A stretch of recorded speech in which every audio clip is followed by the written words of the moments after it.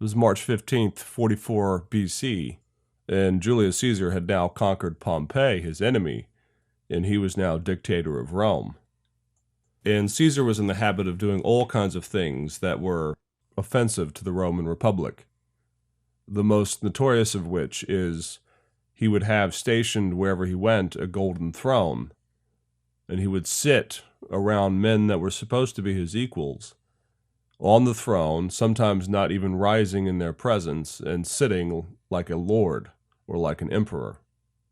And so the conspiracy was to assassinate Julius Caesar on the Ides of March, just near the theater of Pompeii. And the aftermath of the assassination of Caesar was important for shaping the Roman world. The later stabilization under Augustus of the Roman Empire really rested on a foundation of the fact that it was an illusionary republic. The emperor, though by all accounts a lord, by all accounts the sovereign over all of the Roman Empire, and the Senate often in his pocket, or at least doing his bidding, still the Roman Empire for centuries after the establishment of the Augustinian Revolution rested always on the fact that they believed that the emperor was first among equals, that he was the princeps. And so we call this period of time from Caesar and Augustus all the way down until the 3rd century the Principate. Though the emperor is in many ways a lord, though he is an emperor, still the Senate and the aristocracy would fight him. They would check him on occasion. They would resist him, at least in terms of not doing his bidding or not simply following his rules at any whim. In the last lecture, though, we looked at the 3rd century crisis. We looked at the number of issues that convulsed the Roman Empire. And on the one hand, we talked about the failure of the Roman army in the early part of the 3rd century, and how the Roman army was unable to achieve ultimate victory and check the enemies out in Persia, the Sassanid Empire. And up in northern Europe, the Frankish and the Gothic armies were encroaching on Gaul, and the Roman army there was unable to defend itself in some ways, or at least to achieve a great deal of victory against their enemies. And so it became the age of the civil wars. It also became the age of persecution. And as the 3rd century drew to a close, what we see happening is the Roman Empire moves, as we say, from the Principate to the Dominate. And in this lecture, we're going to look at the rise of Diocletian. We're going to look at the Tetrarchy, which is the new attempt to establish Roman dominance as the empire. And we're going to look at the cult of the emperor as it arose, and the Dominate, as the emperor moved from being first among equals, though of course always still the emperor, to the new style of imperial authority that focused on the emperor as lord and as somewhat equal to the gods themselves. And then lastly, we're going to look at the persecutions under the Diocletian regime and how they paved the way, ultimately, for the coming of Constantine and the conversion of the Roman world into the Christian world. The story of Diocletian is always told against the backdrop of the 3rd century crisis. And this is due to the fact that Diocletian restored the empire to a position of strength. Diocletian is the first emperor in almost 50 years to be able to last for any significant period of time. If you count up all of the emperors and all of the periods of time and the assassinations and the coups and all of the turmoil of the 3rd century, Diocletian's reign is really remarkable. He reigned for nearly 20 years. Meanwhile, during the civil wars, the average reign was somewhere between 1 or 2 years at the maximum. He had no significant rival during his time as emperor. And in fact, his period of time was a restabilization of both the economy, of the wealthy noble classes, and of the stability of old Rome as they knew it. Diocletian himself was not aristocracy. He was not from the normal senatorial ranks. In fact, his family was of low-class stock. But Diocletian made his name in the army, which, in the 3rd century, of course, is just the place you want to be in order to rise in rank. And so after the failure of a previous emperor to establish hegemony over Persia, Diocletian, as a result of his military prowess and as a result of his authority and his charisma amongst the armies, was proclaimed emperor on the 20th of November, 284. Now, perhaps because he was a military savant, Diocletian soon realized that the empire could not be governed by one single person, mainly due to the fact that one person could not keep control of two borders simultaneously by his own prowess. And so Diocletian embarked on a new idea. And this idea has been hailed as either stupidity, by a few, but by most, including historians, what Diocletian invents is seen as a brilliant strategy. Diocletian invents the idea of splitting the empire up into a tetrarchy, or a college of ruling emperors and sub-emperors, whose tasks are predominantly to keep the borders and the main imperial cities on solid ground. And the Tetrarchy just means the rule of four. That is to say that the empire would be ruled by four rulers, four men chosen from the army. First, Diocletian splits the east and the west between himself in the east and the west overseen by Maximianus. And Maximianus was a colleague of his. Maximianus had served with Diocletian out in the east during the Persian campaigns, and as a result, Diocletian promoted him to be co-emperor, as they called it, to be an Augustus with him. And just a few years after that, it was decided that they would appoint two sub-emperors, two emperors in training, if you will, and these emperors would be called Caesars. And so two men were appointed, again from military ranks, known for their prowess in battle and for their leadership skills. And in the east, it was Galerius. And Galerius was married actually to Diocletian's daughter. In the west, the Caesar was Constantius Chlorus. Constantius Chlorus was the father of Constantine, in fact. Constantius Chlorus had been married to Helena. Helena, of course, would later be beatified as Saint Helen or Saint Helena. However, when Constantius Chlorus takes the Caesar role of the West, he is forced to divorce Helena and marry Maximianus's stepdaughter. So you can kind of see what the ideal here is. Two Augustuses on either side, one in the east and one in the west, and two sub-emperors, two Caesars, who are loyal to the Augustuses by marriage, and they know then that the hereditary link between them and the succession to the next rank of Augustus was fixed. So the Tetrarchy really is brilliant on many levels. You have four generals, four leading rulers of the armies, so you don't have to worry about one of them rising up to declare himself to be emperor or assassinating the existing emperor. But you also have the two sides matched by marriage, so that there is a hereditary link between the two. The other piece that was brilliant to the Tetrarchy was the geographical range of the Tetrarchy.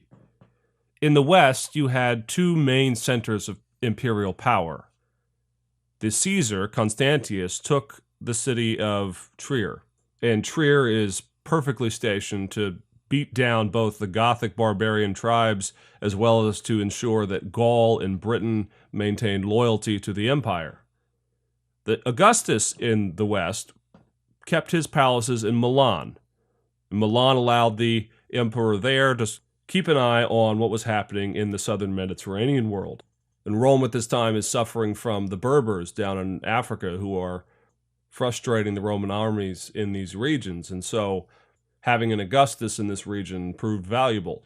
In the east, you have Diocletian taking the area around the Bosporus. Now, this area would later become synonymous with Constantine as he refounds what is later called New Rome or Constantinople right on the same area.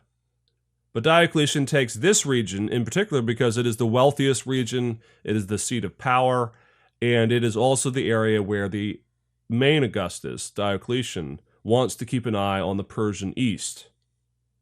The Caesar out in this region takes the city of Thessalonica.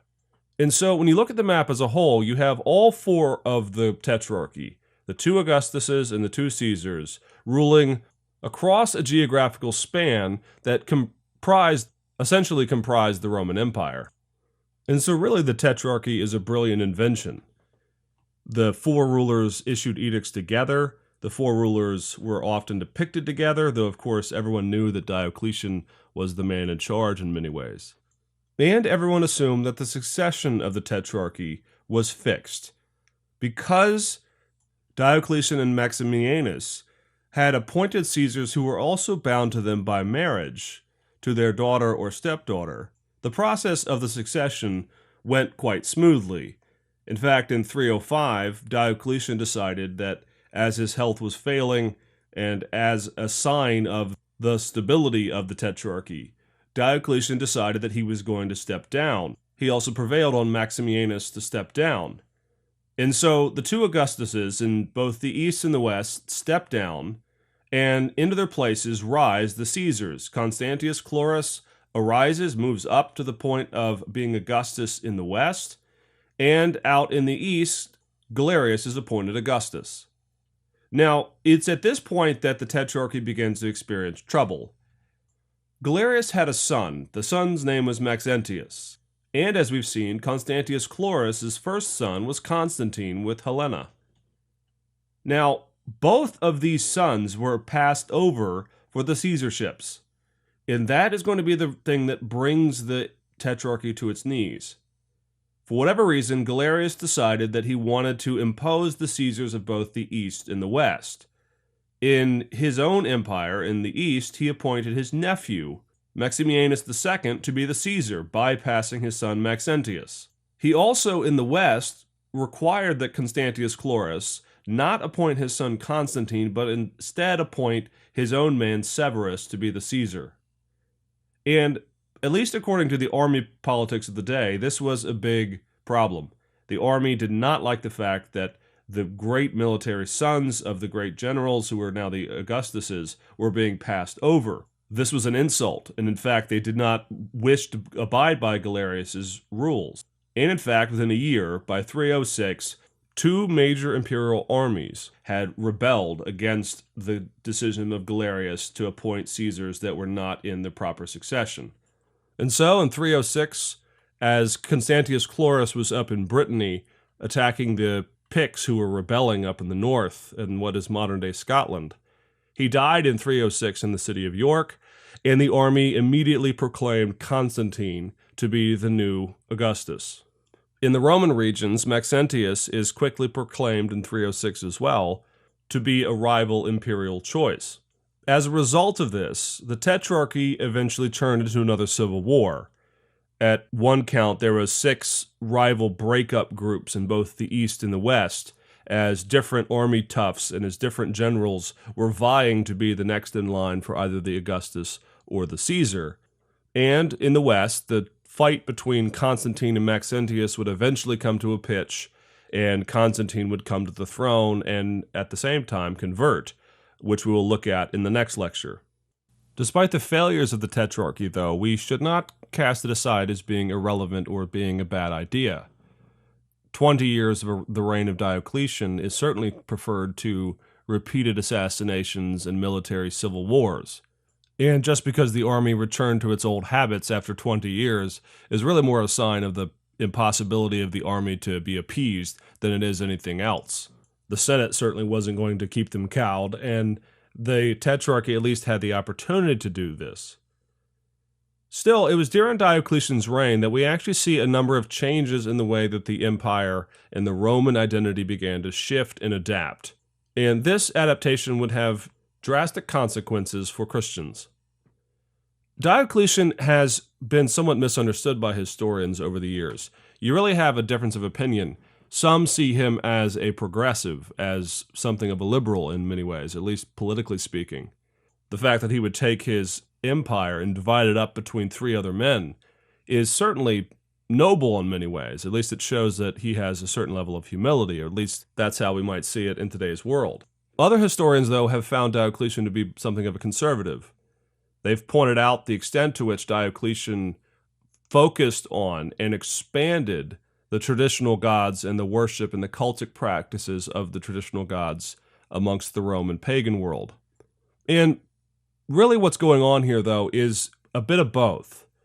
Politically speaking, it's impossible to come up with 2 separate categories of either progressive liberal or reactionary conservative.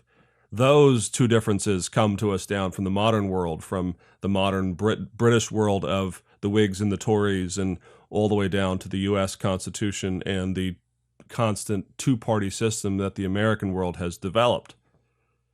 Rather, with Diocletian, you have something of what I call the new conservatism. What happens with Diocletian is he is both conservative and yet also profoundly changing and shaping and progressively thinking about the ways of the Roman world. Take, for example, the worship of the gods. Diocletian, in some ways, looks very traditional. In fact, he looks more Roman than the Romans themselves in many ways. He is passionate. He is dogmatic. He's almost a Roman pagan fundamentalist in some ways, about the ways in which he wants his subjects to worship and venerate the gods and follow the practices and the pagan systems. Still, the way Diocletian alters and redirects those energies of pagan worship leads to some different applications. And this style of new conservatism, as I call it, actually happens pretty often in political history. You have someone rise in power, and they want to display their strength. They want to develop new concepts, usually about the cult of their own authority or their own seniority. And often what you see is they appeal back to some glorious, sort of foggy past, and they attempt to stoke up the energies of the national pride of the peoples. I mean, you can think of Hitler, for example, the way in which he clearly changed Germany to be a tool of his own will and of his own dominance. And yet repeatedly in his writings and in his speeches, Hitler leverages the landscape of the Germanic past as tools for enacting change. So he would appeal to the Teutonic myth, for example, or to the Aryan myth about German cultural and racial identity. And there are other countless examples of this throughout history, and Diocletian is one of them. Now, I'm not equating Diocletian to Hitler, though, of course, he is a dramatic and serious persecutor of Christianity. But still, what Diocletian is attempting to do is use the energies of the national pride of the Romans and of their sense of the foggy past of how the Roman world used to be in the Golden Age. And he applies that to his age while also changing things. So it's at the same time new and conservative, hence the name, the new conservatism. And we see this best in the way that Diocletian and the other rulers styled themselves as equal with the gods. Now, as we said at the beginning of this lecture, the Roman Empire was always based on something of a figment of the fact that it was always a republic, that it remained a republic, even though there was always an emperor or a dictator who ruled the republic with somewhat of an iron fist. Diocletian, when he comes to the throne, essentially overthrows all of those old concepts and those old ideas of the republic. The aristocracy under Diocletian becomes truncated in many ways.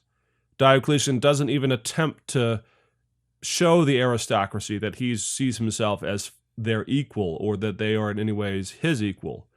He is divine, or at least a friend of the gods, favored by the gods, the one who in battle is given favor and miracles and all kinds of ways that he can defeat his enemies. The aristocracy is an annoying nuisance, and so Diocletian doesn't do away with the aristocracy or the senatorial classes, but he starts to appeal to them less and less and be far less concerned as to what their opinion really is. Similar shifts occur in the army. The army had always been subject to the Senate or subject to the people as a whole. The army did the bidding of the Senate, and occasionally the Senate would, of course, appoint a ruler, a dictator in, say, Caesar's case, to direct the armies more specifically. But under Diocletian and under the Tetrarchy, and this is carried on until the fall of the Roman Empire, the armies become directly subservient to the emperor. They are an extension of his own authority. And so in these and in many other ways, Diocletian ruled the secular world with an iron fist. He also specifically got involved with the reestablishment and the enforcement of the old pagan religion.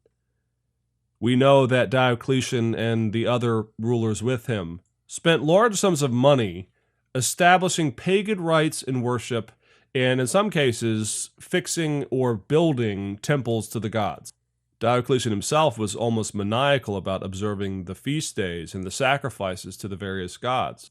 But again, this might seem simply conservative, but there is also an element that is new here. And the new thing that Diocletian enforces is how Diocletian relates to the divine presence of these gods on earth. Diocletian is always styled as not an equal with the gods, but a favored friend of the gods. Somewhat on the road to divinity. That's always sort of out there. That's a possibility for the Roman emperors.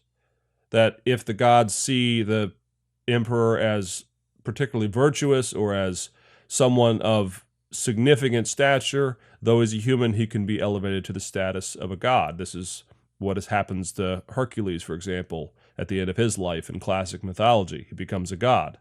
But for the old pagan religion, the new focus of it was on the cultic relationship to the emperor. Now again, this is something historic. This was done in the past for the emperors. But the emperors would repeatedly push off any association that they were somehow to be worshipped or included as veneration.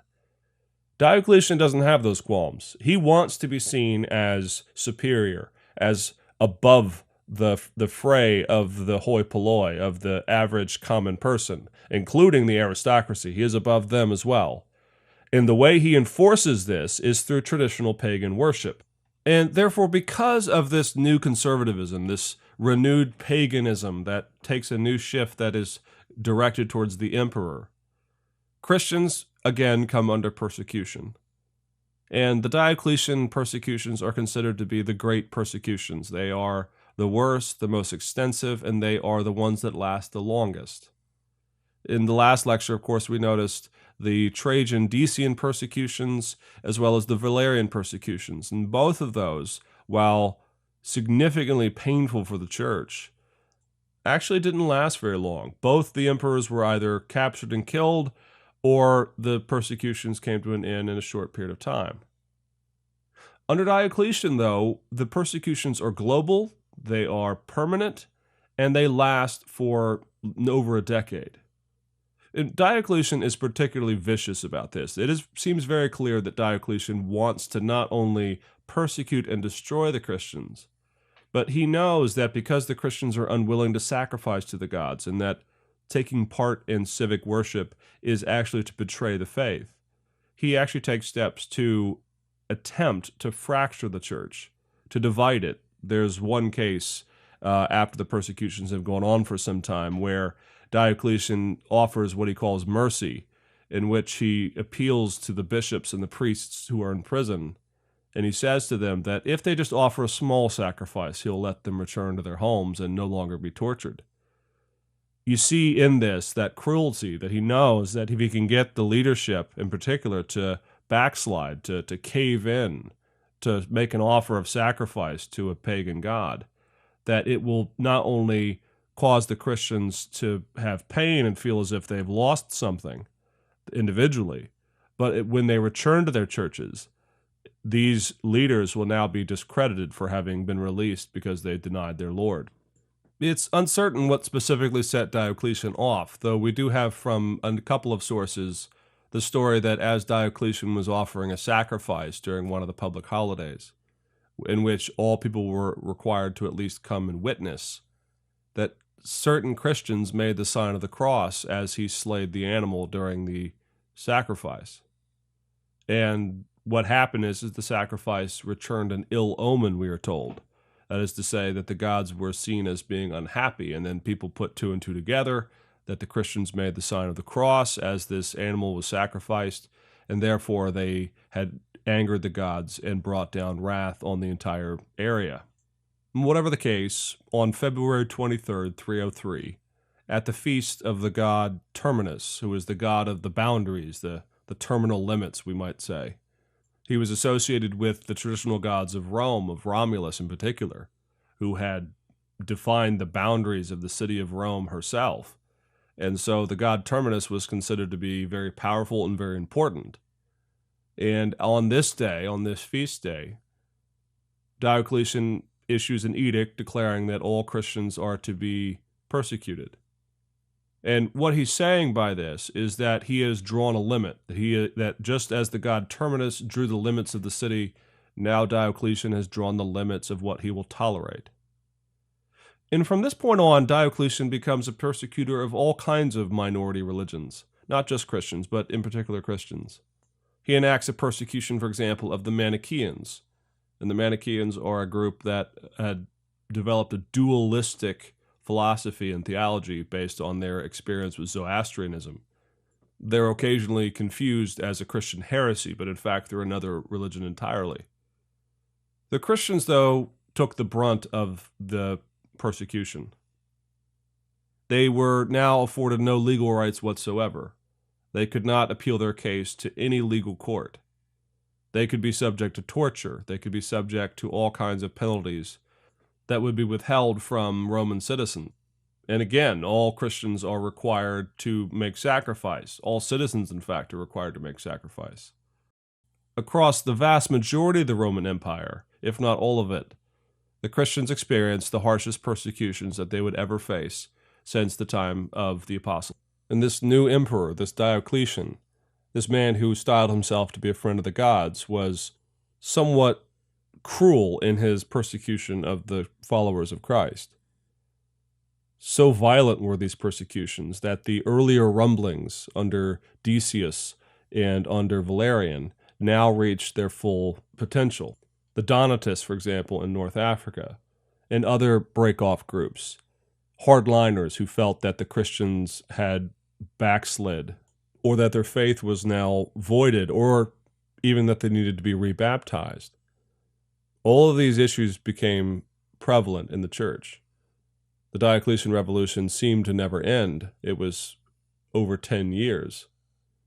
Edict after edict issued new commands that the church was supposed to follow, that additional pressures were to be placed on the church to either break it up, to cause them to separate, to lose freedoms, to be reduced to slavery if possible, and that churches were to be burned to the ground, and that scriptures would be burned to the ground.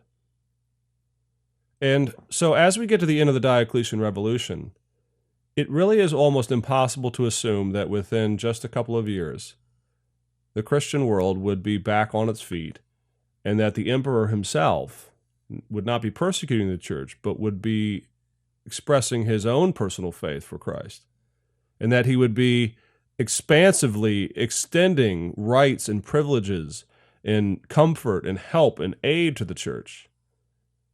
And of course, we're talking about Constantine. As we go into the next lecture, we're going to take a look at Constantine's conversion, and we're going to look at his role in changing the church.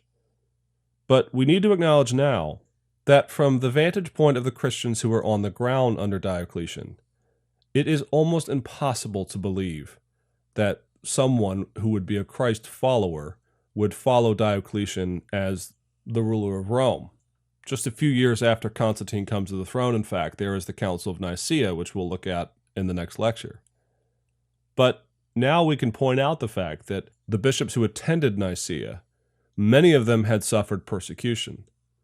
We have to understand that the 330 bishops who were there, a number of them perhaps bore scars, that they had physical infirmities from the tortures, that they had lost livelihoods and been put under severest pressure, and that if they themselves had stood tall, that people in their churches had suffered the unfortunate result of having to deny one's faith under the pain of torture, and then maybe try to seek their way back to the forgiveness of the church and of Christ. And so as we look to the next step, to Constantine coming to the throne, and the Christian world being back on its feet, we have to recognize that the Diocletian Revolution brought with it the Diocletian persecution, the great persecutions. And those persecutions were the last great persecutions that the Christians in the West would ever experience.